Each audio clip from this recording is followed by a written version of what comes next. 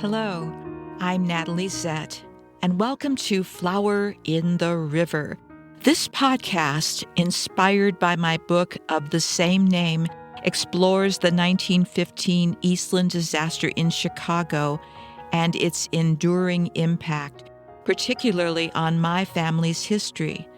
We'll explore the intertwining narratives of others impacted by this tragedy as well, and we'll dive into writing and genealogy and uncover the surprising supernatural elements that surface in family history research. Come along with me on this journey of discovery. Hey, this is Natalie. I hope you're doing well. I know it's been quite the week here, but I hope that you're able to remain steady and are taking care of yourselves. And I want to welcome you back to episode 87 of Flower in the River podcast. I also want to thank people for their interest in last week's episode about the Bohemian National Cemetery. I had no idea that this episode would generate such interest. If you weren't with me last week, let me tell you in a nutshell what that was all about. So the Bohemian National Cemetery, where roughly 143 Eastland victims are buried, was the focus for last week's episode. During last week's episode, I mentioned my respect for a cemetery-ologist. Yes, I may have coined that term, I don't know, but this person held a treasure trove of Chicago history, and it was rooted in her passion for cemeteries. Helen Sclair. Her name was spelled S-C-L-A-I-R, Sclair, and she truly was one of a kind. A brilliant and quirky historian, Helen spent much of her time, and indeed her life, at the Bohemian National Cemetery, where she was living before she passed away. Yep, you heard that right. For Helen, cemeteries weren't just burial sites.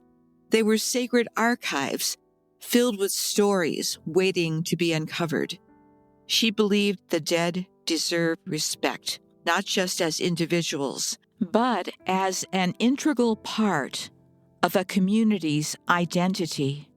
Her work ensured that the people interred within these hallowed grounds were not forgotten, that their stories and contributions were preserved as part of Chicago's cultural and historical legacy.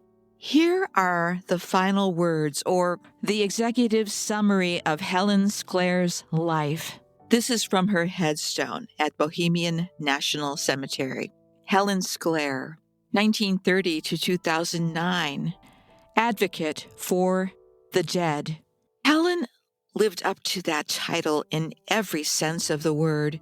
In a memorable appearance on the Chicago Stories documentary series, Helen shared a powerful perspective about the Eastland disaster and its passengers.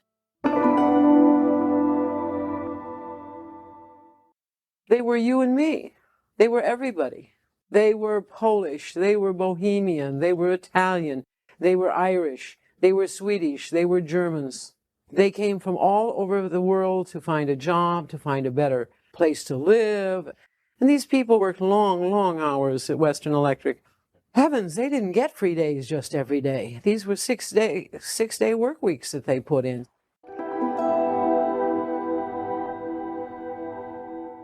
With characteristic insight, Helen reminded us that these just weren't names and dates. They were real people just like us. She spoke of their diverse backgrounds: Polish, Bohemian, Italian, Irish, Swedish, German, and their shared dreams of building better lives through their work at Western Electric. Even with the grueling 6-day work weeks, her words cut straight to the heart of the matter, breaking down any barrier between past and present, and asking us to see ourselves as those passengers.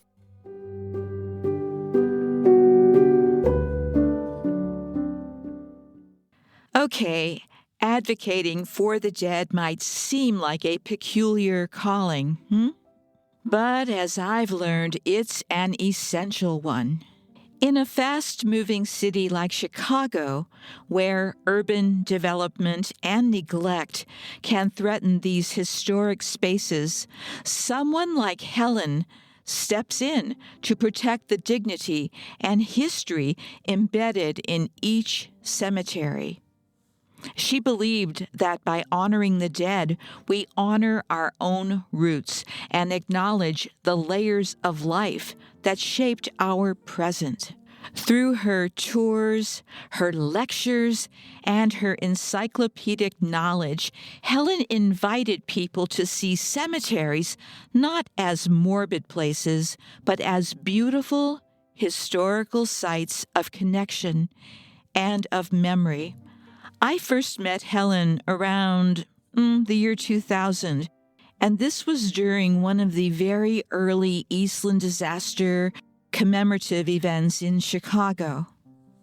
In our conversation, it was a combination of being awestruck and intimidated, meaning I was the one being awestruck and intimidated. I was quite a bit younger back then, and speaking to someone like her with that incredible sense of presence and knowledge, it was a bit overwhelming, but in a good way. I found myself really intrigued with her. She was both gentle and authoritative, and I bet when she was teaching in various schools that if you showed up for her class unprepared, you probably didn't do that a second time. And I also think she was probably one of those that did not hand out A's. Not sure about that, but that's the feeling I got from her.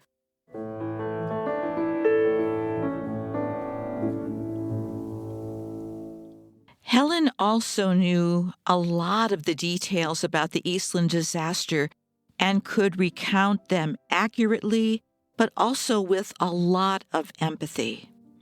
Helen had a calling, almost like a religious calling, and she did this work with preserving history and caring for the dead because she felt called to do it, not because she got recognized or anything like that, but she was very firm in her convictions and she did her homework, and you'll see that she was not afraid to challenge the powers that be when it came to the history that she loved so much. But she was there to give voice to those who could no longer speak. And what a role model for someone like me who was just getting started. She was there to make sure that each victim, survivor, and rescuer had their story told.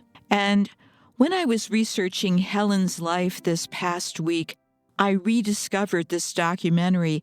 Actually, I forgot that I even had seen it previously, but I saw it with new eyes because, well, Helen's no longer among the living. Hearing her knowledge, and you can just tell that she loved what she did. It was not just wonderful, but inspirational. Here's one thing. I wish they had given Helen more screen time. Helen knew that history, particularly a history like the Eastland, was more than just a bunch of names and dates. She felt the emotional weight of history. I really don't know how else to describe that. And she brought a depth that helped her audience, whoever her audience was, to see and feel the Eastland disaster as a personal tragedy, as something that included and involved them, not just as a distant historical event. And the other thing I have conjectured this week is that I think if Helen had been in charge of this legacy, the whole world would have known about the Eastland disaster by now. She was gifted with this ferocity and expansiveness and fairness, too. That's how she approached history. And she knew that history wasn't just one or two narratives, but it was a complex, contradictory, messy type of thing. And that's how she presented it, not just for the Eastland disaster, but for all of the history that she covered while she was alive and traveling through the cemeteries of Chicago. Let's listen again to hear what Helen had to say about the makeshift morgue for the Eastland victims that was constructed at the 2nd Regiment Armory.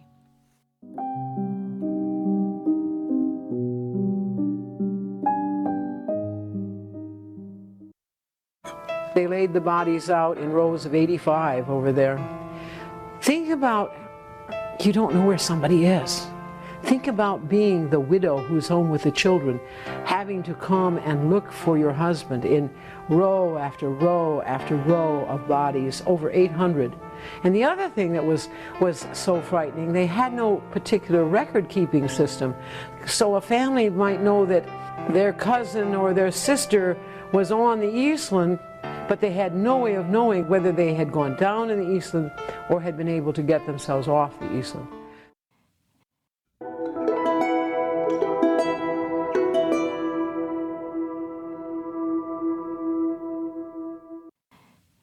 Helen's description of the morgue at the 2nd Regiment Armory reveals another devastating layer of the Eastland tragedy.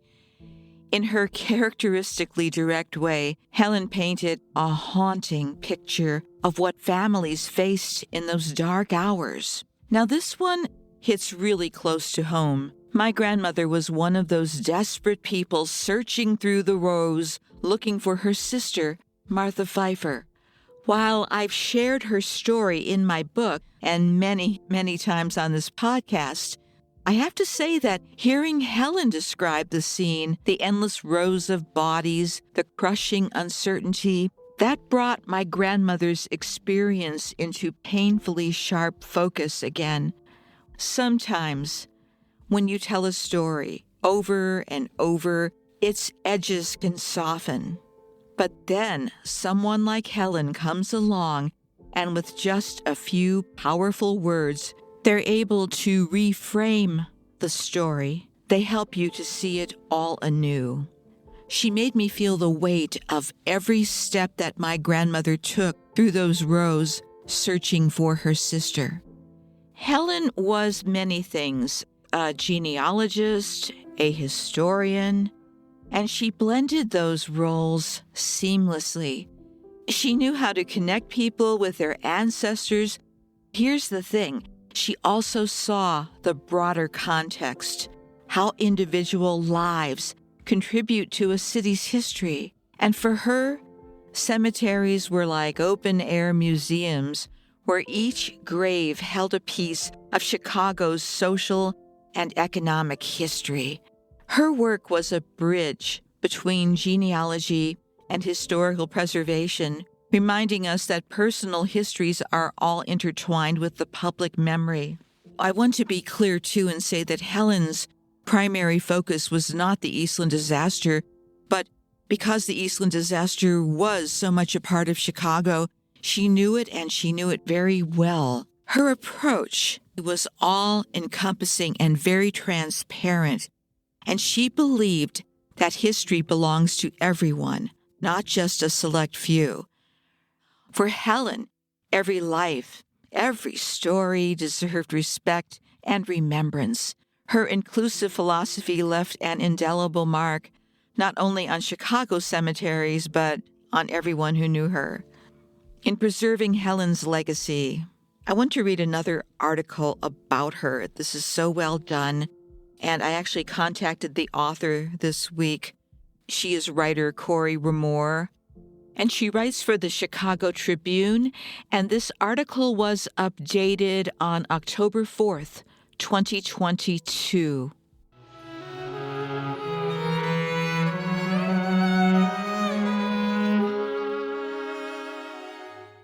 The headline is, "Dead people always seem to get in the way of the living. Facing death with Chicago's cemetery lady, Helen Sclair." This is not an obituary for Chicago's cemetery lady.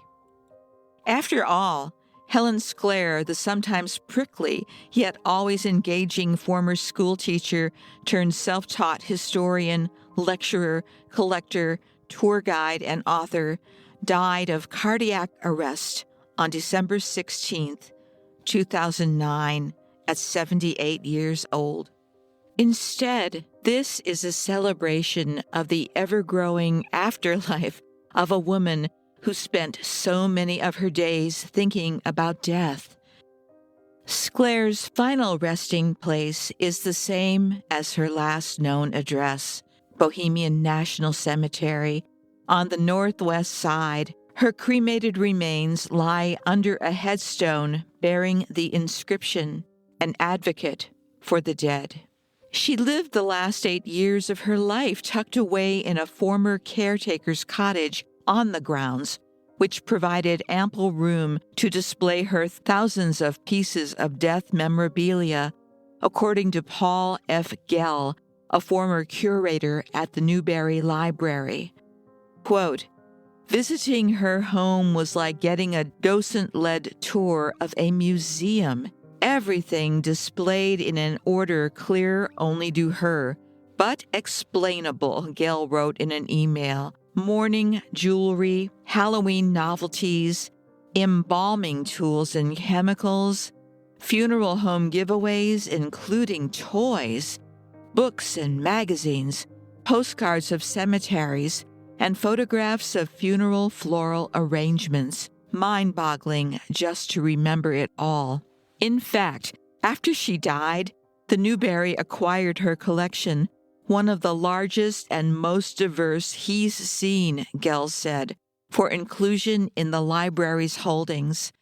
Sclair was obsessed with death. She displayed caskets at her home and had a skull and crossbones motif on her personal checks. But she never attempted to communicate with the dead. That just wasn't her thing. Quote, "I never discuss ghosts," Sclair said in 1999. "I have no interest in the subject." However, her afterlife was just beginning. Born into death. Sclair's own life confronted death almost from the beginning. She was born December 30th, 1930 in Chicago, to parents who'd recently returned from missionary work in Africa. Her mother, Helen, died just 1 week later and was buried near her southeastern Missouri hometown. As an only child, Sclair was sent to live with William and Helen Weber, who owned a duck farm in suburban Lake Villa. Quote, "Mother was raised as one of Helen's children." Now that created a bit of a problem, because everyone was named Helen in those days, said Helen Sclair, her daughter, so Mother's nickname was Susie, and that's so far apart from anything she would have ever called herself. Sclair's biological father, Irvin L. Young, was a successful inventor and businessman whose philanthropic efforts in Africa helped Lincoln Park Zoo acquire its iconic gorilla, Bushman, and later 4 baby gorillas. One was named after him. As generous as he was, he devoted little time to his only child. However, Sclair's guardians demonstrated the importance of family, both living and dead. At 2.5, they took her to visit her birth mother's grave. Her first job was trimming grass from the Weber's family headstones. She recalled the experience in Studs Terkel's 2001 book, Will the Circle Be Unbroken? Reflections on Death, Rebirth, and Hunger for a Faith. Within the book, she also described how her growing interest in death was kindled out of boredom. Growing legacy. After her death, almost all of the items from Sclair's cemetery cottage, the piles upon piles of research papers and cemetery informational brochures, photographs of headstones, and death care industry research were all transferred to the Newberry Library, where they would be cataloged and preserved. Quote, "We filled 3 large panel vans floor to ceiling with books and papers and anything printed," Helen Sclair said. "It was a memorable weekend, 3 or 4 days in the middle of summer. It was beastly hot, Gell said. There was one little air conditioner in the house. It was a cute little cottage that she had. It was filled from top to bottom with material. Her materials, most yet not digitized, continue to provide inspiration for a new generation of death-related researchers. Samantha Sam Smith, pursuing a doctorate in history at Michigan State University, became interested in Sclair's collection of post-mortem photographs and used them for a capstone project. Quote, "Unlike people who collect stamps or coins, it is impossible to collect all of death," Smith wrote in an email. "Sclair's collection is incomplete, and that is part of its beauty, at least for me." Several small groupings from Sclair's collection have been displayed at the Newberry. These include fans, which were used by funeral goers to cool themselves before air conditioning was common, and ribbons with designs on both sides, which were worn by union and or fraternal organization members. A monumental discovery. Sclair found herself alone in the early 1980s. Her daughter was studying nursing at Indiana University. Her second husband, Marvin, had died in 1975. She taught at Gladstone Elementary on the Near West Side, but was looking for something else to occupy her time. She was intrigued by an idea. I had heard that Chicago's Lincoln Park had once been a cemetery. Some of it? All of it? None of it? And if it had been a cemetery, what happened to all the bodies and the monuments? Idle curiosity, Sclair said in 2004. It had been more than a century since burials took place at the Chicago City Cemetery, which was north of North Avenue, along the lakefront and outside the then city limits. Bodies were later relocated to other cemeteries due to a variety of factors: city expansion northward, health risks associated with rising lake levels, and their proximity to decaying bodies buried in shallow graves, and a lawsuit concerning one of the cemetery's sections. As my college career had been spent as a voice major, I knew little about research, Sclair later admitted. When she went looking for the city's cemetery records, experts guessed they'd been lost to the Great Fire of 1871. More than 110 years later, however, boxes of old papers were found in a South Side warehouse and sent to Springfield for conservation. When the Illinois Regional Archives Depository opened at Northeastern Illinois University in 1990, the cemetery documents were there. And so was Sclair. Chicago Tribune reporter Ron Grossman wrote, "Sclair seems to have been the first to guess that the archive might contain records of the old lakefront cemetery. Eventually, she found more than 600 relevant documents, had them photographed, then copied by hand their virtually illegible 19th century handwritings. The discovery of this demographic goldmine of undertakers' reports was monumental, especially for a novice. It's a 1 in a million shot, Melvin Hawley, professor of history at the University of Illinois in Chicago, said in 1991. Her discovery confirmed bodies still remain buried beneath Lincoln Park. Pushing her passion forward, Sclair continued to research cemeteries and gave lectures and tours.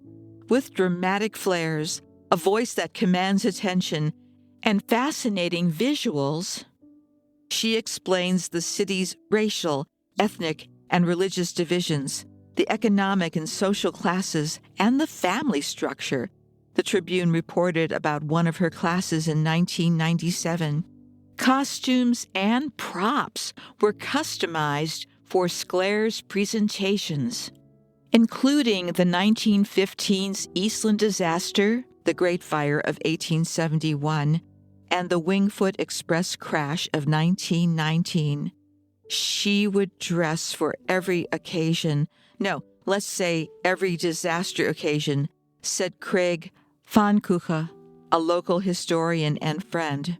Still, she took the topic seriously. She located missing cemeteries in the Chicago area, finding 63 of them, and categorized cemeteries by their poignant features. For example, you can be buried next to your pets only in Elm Lawn Cemetery in Elmhurst. She became so knowledgeable about death that Sclair would correct anyone, regardless of their credentials, who misrepresented historical facts.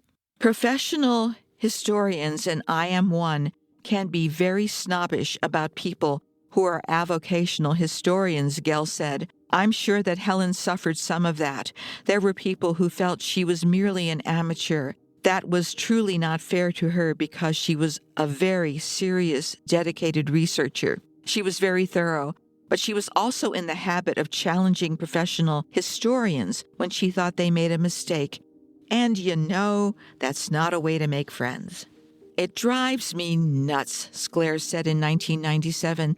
That's why I guess I'll have to write a book.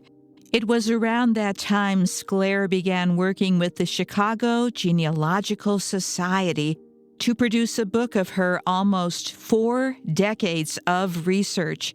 In 2003, with the help of the organization's members, she presented its leadership with a manuscript, complete with multiple detailed appendices. Pfannkuchen, the corresponding secretary of the group, says a difference in opinion on what the book should include caused Sclair to back out of the partnership. Helen wanted to write this huge tome on all of the city's cemeteries and all of the burial techniques and all of the interesting stories that came out of the removals from the Chicago City Cemetery. The Chicago Genealogical Society people said, "No, we don't want to publish that book."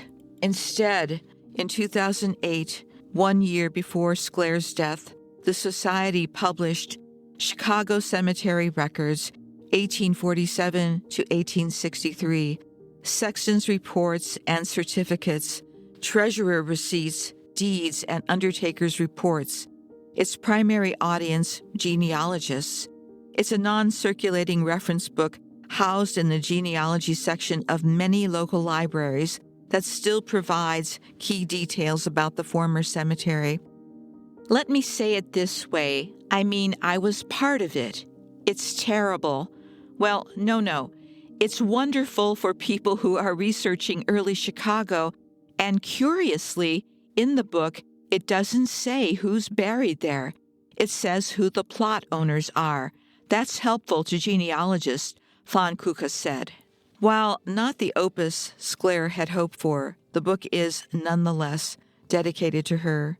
If our city did not have Helen's thoughtful study of burial and mortuary practices and her work in disseminating that information to others, this city would be a much less interesting place in which to research. Today, Sclair's manuscript of cemetery history, with a copyright date of 2003, sits among her collection of papers at the Newberry Library. There are no plans to publish it. The work that gave her the greatest joy, Sclair once said, was getting to know people and their ethnic and religious traditions shown in Chicago's cemeteries, which she compiled by hand on yellow pads of paper. Helen said, "I can now easily move from Assyrians to Zoroastrians with the likes of assorted Bosnians, Gypsies, Hungarians, Kurds, Luxembourgs, Pakistanis, etc. in between," she said in 2004.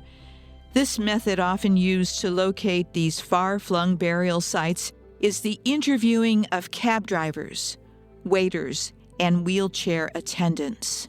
And there's an image of sheets of ethnic burial sites in Helen's beautiful handwriting. She also became vocal about the problems facing local cemeteries, on developers buying up open cemetery land. She said, "The dead don't pay taxes and the dead don't vote." On the maintenance of old or abandoned cemeteries, she said, There is an assumption with perpetual care that somehow God is going to take care of it. I often ask the question, how long is forever? There is money today and tomorrow, but go look in 5 years, there might not be enough money to cut the grass. On the discovery of long ago buried bodies during construction in Lincoln Park, she said, they could have left the people in peace instead of in pieces. With backhoes and bulldozers is not the way to approach a piece of land that was once a cemetery. Really, any time a body was discovered during a construction project, Sclair was consulted for her opinion. This has been going on for years, the finding of bodies. This is just the latest discovery. Every time they dig for sewers and water, they invariably find the remnants of some cemetery. On efforts to relocate nearly 1,500 graves at St. Johannes Cemetery for O'Hare Airport expansion, she said, dead people always seem to get in the way of the living. But if this cemetery is not moved, it would inhibit the development in the Midwest. On the dangers associated with moving the dead, especially those who died in Chicago's early days, she said, I will give you the list in alphabetical order. It's anthrax, cholera, diphtheria, smallpox, typhus, and typhoid. When you go to dig up these bodies, it's not just digging a row for carrots. There are lots of things to worry about.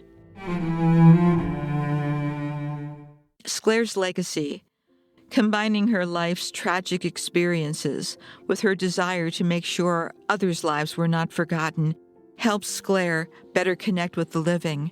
Her life's work makes the invisible seen again.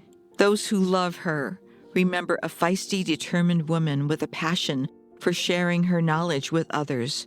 Quote, she didn't have a small presence in anybody's life, Gell said. 2020, and this is after Helen's death, is a year overwhelmed with death. More than 1 million people have died worldwide due to COVID-19, including more than 220,000 in the United States and more than 9,700 in Illinois. Sclair believed that a previous pandemic in 1918, which killed an estimated 50 million in the world and 675,000 in the United States, coupled with tens of millions of deaths due to World War I, caused society to break away from its traditional grieving practices. People were overwhelmed by the sheer number of casualties. As a result, we've forgotten how to mourn the dead, Sclair said. Sclair found beauty in death and thought others should too. Quote, people should think about how they want to be remembered, she said. You are not just a piece of something that is on earth to be eventually thrown away.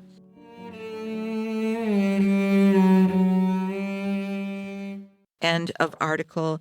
And in terms of Helen's legacy, I want to read a very short piece from a blog, and I don't know who the writer is. He or she goes by the name Graveyard Snoop. They wrote, under the heading of ethics, many years ago I was lucky enough to take a class from the Queen of Chicago Cemeteries, Helen Sclair. She was not just a singularly fascinating person, but also a principled one. Her concern for cemeteries and their residents has always stuck with me. Well, I hope that Helen Sclair was an interesting person for you to meet on this journey. For me, reflecting on Helen, well, I'm struck by her unwavering commitment to speaking for those who can no longer speak for themselves. She questioned the comfortable narratives, and she dug deep to find the overlooked truths. And she was guided by a sense of duty and justice, I think, to bring respect and remembrance to the dead. Helen showed that true advocacy is action, not just lip service. It's about asking questions others avoid and challenging stories that have been told the same way for way too long and have caused a lot of damage to the history. Citizen historians like Helen are often the ones making extraordinary discoveries, not because they're paid or recognized or part of an official organization, but because they are driven by genuine passion and commitment to justice. And I hope her story inspires you, too, to question things. Just because a fact is repeated doesn't mean it's the truth. Helen taught me that the past deserves our curiosity and our courage, and we must dig deeper to honor those who lived before us. After all, they helped make us. Thank you for joining me in remembering Helen's legacy and keeping those stories alive. Until next time, stay curious, courageous, even during difficult times, and always be willing to look beyond the surface. I'll see you later.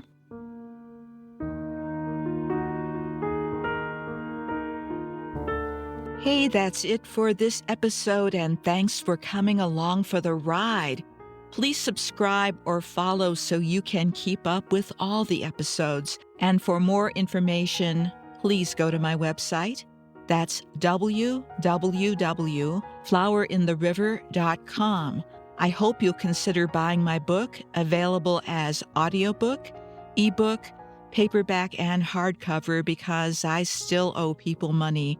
And that's my running joke. But the one thing I'm serious about is that this podcast and my book are dedicated to the memory of all who experienced the Eastland disaster of 1915.